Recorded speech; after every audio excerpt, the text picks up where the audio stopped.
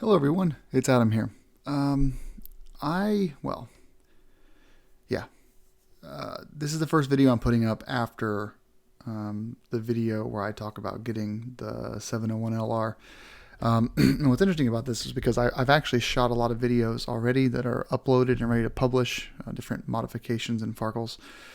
But I wanted to take this 13 minutes or so and chat about the bike a little bit more broadly. And this is the bike as it, not mechanically, the riding experience, the throttle response, suspension, the actual, because I haven't ridden it before. I don't know what it's like to ride. This is me talking about kind of the the bike from a build quality standpoint, and just kind of generally speaking, how I feel about, after taking this bike pretty much apart over the course of 2 days. So first of all, I think that this is on par with BMW for just the quality of bolts, Loctite where it needs to be. The bolt torque specs are exactly what you would expect them to be. At different, depending on the component. It's exactly as I'm touching bolts and looking at different bits of grease and where things are married up and where things are mounted to the frame. They actually do a little bit better than BMW, where BMW will tuck something with something else or fasten it together. Husqvarna KTM decided to actually add tabs to the frame where you really don't need it for a tiny little dongle that probably isn't really worth this extra manufacturing, but they take a lot of liberties with adding fastening points to the frame with welded on clips, and that's pretty cool.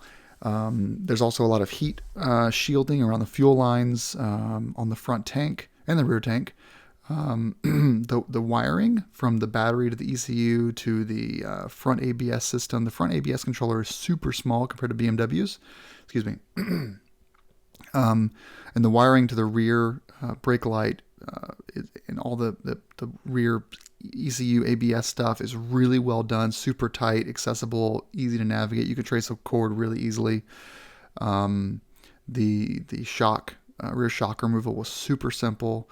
The rear wheel just came right off. All the torque specs were all correct as far as I could tell. The controls don't feel super cheap. Everything feels very premium. The design of the front tank, actually the way the fairing even affixes to the bike. So this is something that's interesting. So, BMW tends to over engineer some ways fairing connects, and then in other areas they don't over engineer. They kind of just assume that this will never get caught on a branch and get yanked off. They don't use now, the one thing they don't do that KTM is doing is KTM uses a lot of pop-in clips. So, a little grommet that you just sort of pop the plastic piece onto, and you can pull it off with your fingers. So they're not really quick release, as in there's not like a tab. It's actually popped into a grommet. There's a lot of that where BMW doesn't really use that very much, only on a few select pieces.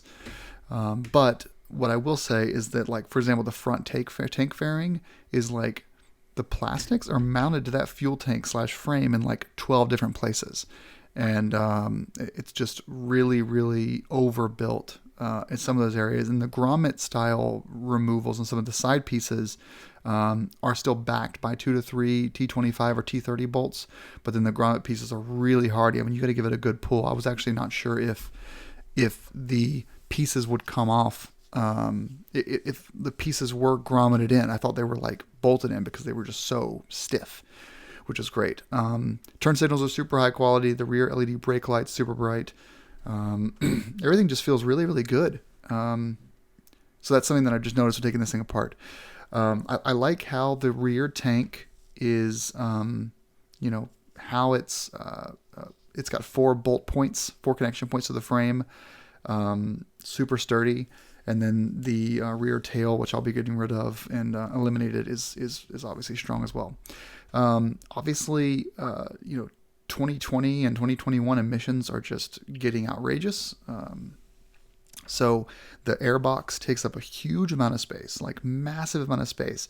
Also, the air filter is inaccessible with the LR tank installed, so it makes air filter maintenance a lot harder. I'm sure someone with like a certain tool might be able to get it out without removing the tank, but it's in there. It's stored underneath the tank.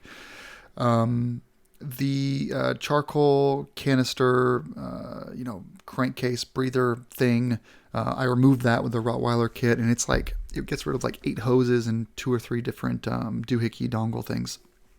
So that was definitely a nice upgrade to do that. And then, of course, I'm keeping the header and the fueling the same, but I am replacing the rear exhaust muffler silencer because that saves like 5 pounds.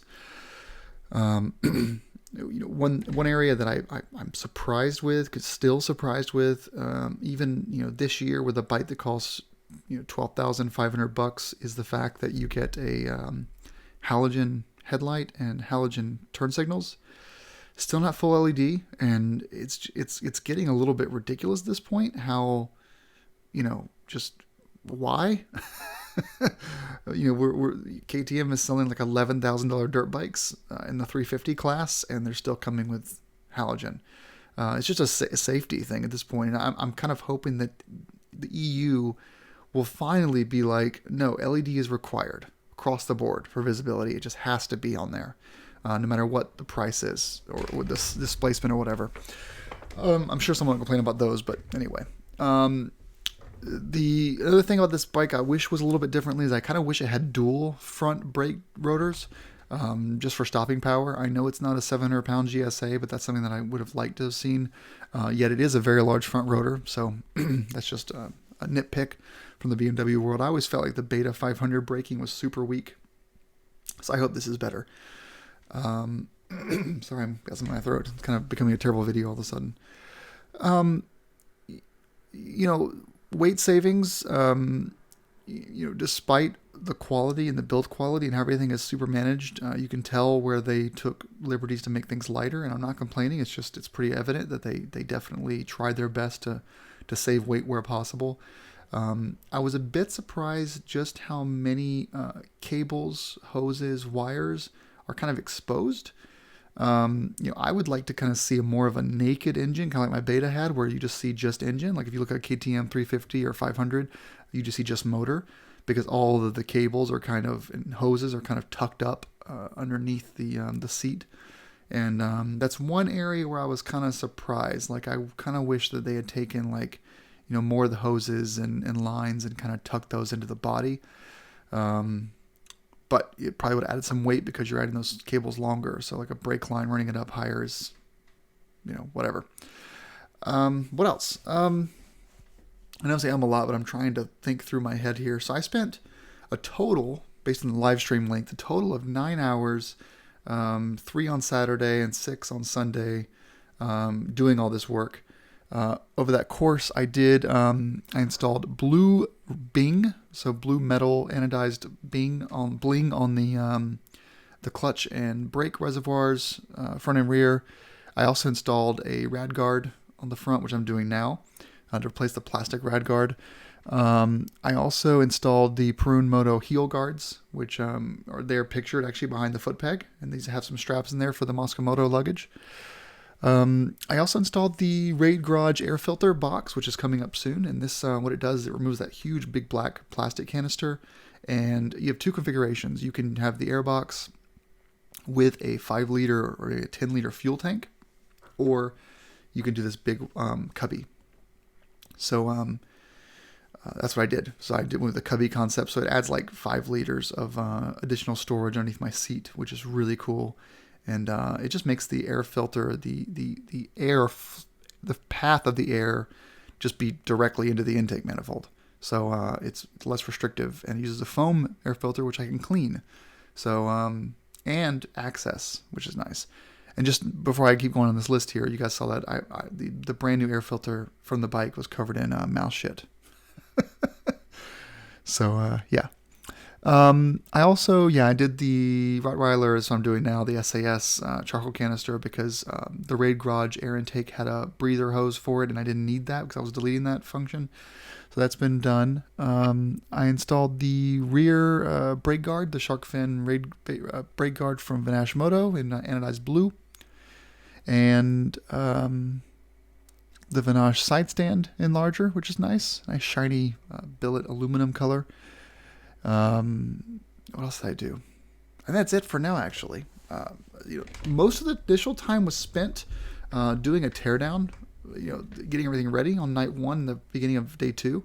And then the second most extensive amount of my time, as you can see here, me looking at PDFs, is the airbox / charcoal delete. One area I came into issues with the charcoal delete was that in the Rottweiler instructions, they mention the overflow hose from the tank, blow off / overflow hose. And in their instructions, they include like a tube connection, a Y D-splitter, if you will. But unfortunately, because I have 2 tanks, I actually have 2 breather valves for the fuel tank pressure. And so in my case, I sent them an email today asking them what should I do about that, because I had a breather valve that was venting atmospherically on top of the fuel tanks. And so I was concerned about, is there an issue should this be sitting below the tanks? And they came back and said, just plug that second opening and you're good. So I'll do that tomorrow. So the end of this video cuts out because I don't actually show the end of it. But the last thing I did last night, Sunday, was I pulled the rear shock and the front forks. And those were picked up the day by UPS, and they're on the way to solid performance. I'll talk more about those in a future video, but basically revalving front and rear, larger springs front and rear, heavier fork oil in the front. In addition, the rear is receiving a X-Trig preload adjuster that you can just adjust the preload with an 8mm socket. And then the front is receiving the WP Explore Pro 6500 drop-in cartridge, which has preload adjustment, which is awesome, versus the base Explorer. Also has significantly improved valving on high, medium, and low compression, and a lot more adjustability. So you can actually raise the front of the bike up a few 10 or 20 millimeters. It'll just be a much nicer fork response. There are no currently recommended rear shock upgrades by the company I'm working with. I mentioned the tractive option, but they said it's just hard to get it to fit in there. So they recommended I stay with the Explorer rear shock for now and just adjust the valving and the spring rate for my weight. And then in a couple years, if I want to go Pro, WP Explorer Pro, and there's a model available, then they'd happily sell it to me.